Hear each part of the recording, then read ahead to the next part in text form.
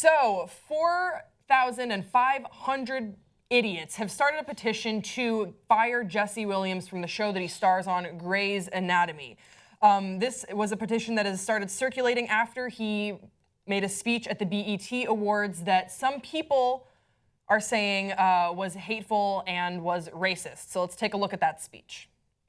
This award, this is not for me. This is for the real organizers all over the country, the activists, the civil rights attorneys, the struggling parents, the families, the teachers, the students that are realizing that a system built to divide and impoverish and destroy us cannot stand if we do.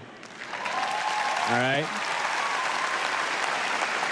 It's kind of basic mathematics. The more we learn about who we are and how we got here, the more we will mobilize. Now, this is also in particular for the black women, in particular, who have spent their lifetimes dedicated to nurturing everyone before themselves. We can and will do better for you. Now, what we've been doing is looking at the data, and we know that police somehow manage to de-escalate, disarm, and not kill white people every day. So what's going to happen is we are going to have equal rights and justice in our own country, or we will restructure their function and ours.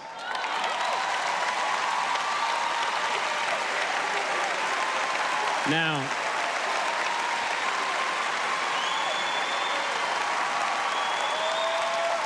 I got more, y'all.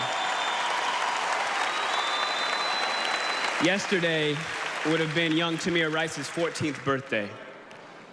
So I don't want to hear any more about how far we've come when paid public servants can pull a drive-by on a 12-year-old playing alone in a park in broad daylight, killing him on television and then going home to make a sandwich.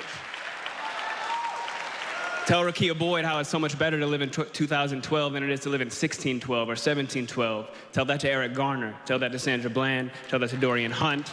All right, so that gives you an idea of what his speech was. Obviously incredibly powerful. Yeah. However, some Grey's Anatomy fans are saying they do not feel that way. This is from the petition that they have put out there. It says, quote, Jesse Williams spewed a racist hate speech against law enforcement and white people at the BET Awards.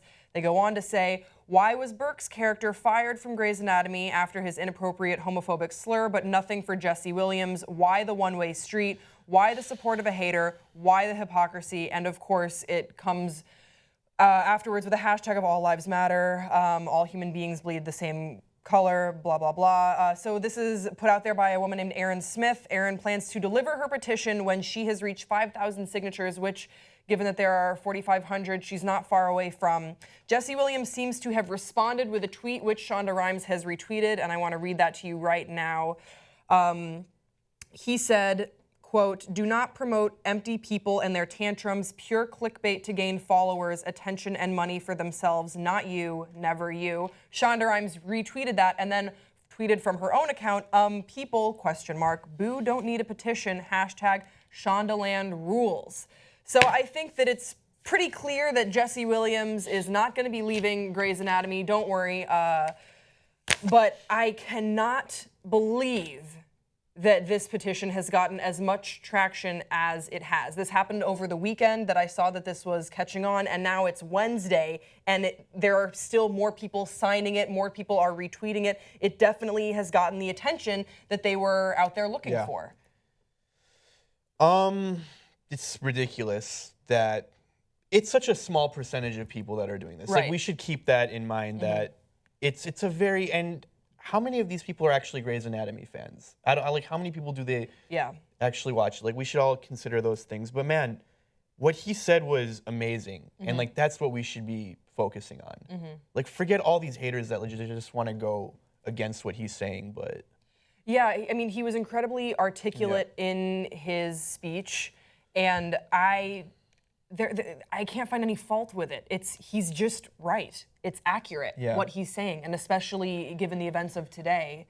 I don't get the backlash whenever like an oppressed group in this country wants to speak out. Why do the people that are in the position of power, they feel so like there's like a backlash against them? Where do you think that comes from? It's because I think that they have felt that they were that the status quo was them being in a position of power. So when they hear oppressed groups speaking up, whether it is people from the Black community or the LGBT plus community, and they see people rising up and mobilizing and getting organized, they feel like instead that's not leveling the playing ground, that's going to be them overtaking the position of power that they were already in. Yeah, which doesn't make sense. At the same time, I feel like you're overestimating them. I think it's like, whenever you see like Black people like saying something like to stand up to all of this, like whoever, like the Aaron Smiths of the world, they take it personally, like it's like like Jesse Williams is calling them out.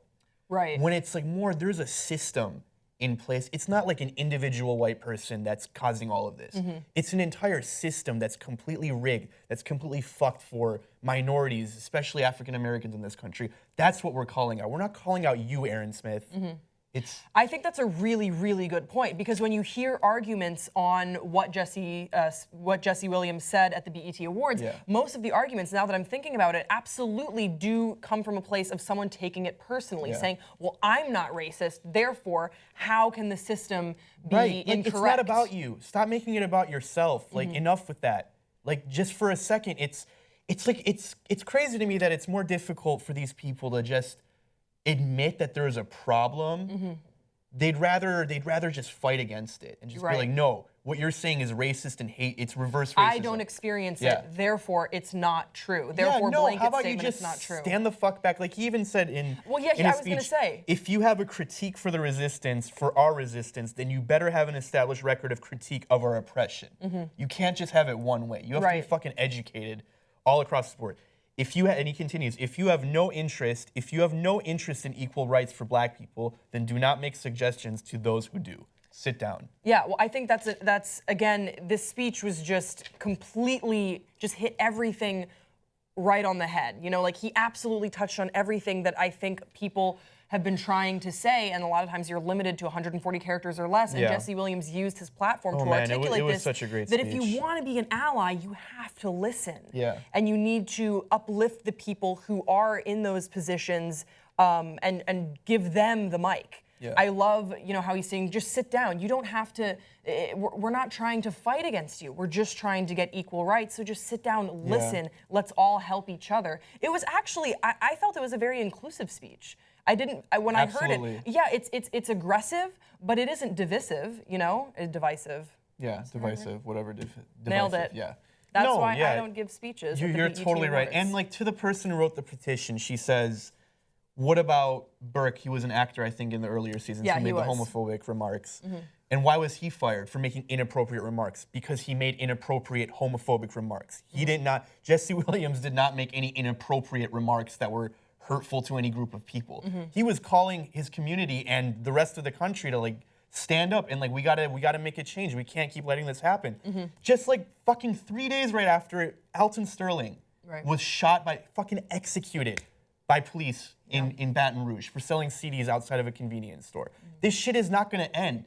Alton Sterling is not gonna be the last person who's gonna fucking die at the hands of cops. Like the numbers are out there, the facts are out there. You cannot ignore them. Yeah. We got to do something about it. Yeah, and to equate it with a homophobic slur, like this petition does, is just incorrect. It's so fucking, it doesn't belong in the same category at all. And fortunately, it does look like the majority of the internet recognizes this petition for what it is. It's just a small gathering of idiots on the internet and we should remember that, and we should focus on it. Like, you got to hold the media accountable for this. I remember like when this story broke about his speech. Right after it, Justin Timberlake said some stuff, and there was like this whole controversy about some tweets that he made. Yeah. And then the story all of a sudden became about Justin Timberlake and cultural appropriation. I was like, dude, come on, what the fuck? Let's focus on Jesse Williams' speech and the message, not fucking Justin Timberlake. But and that's part of the whole system of racism in this country, of oppression in this country. It's where the dialogue keeps going. And we need to stay focused. We need to keep people motivated to make something better. And like, just make a change, man. Yeah. I have nothing else to add. I think that I'm happy we got to talk about this. Please let us know in the comments section below. What did you think of Jesse Williams' speech? What do you think of this stupid petition? We'll see you next time on Contrast.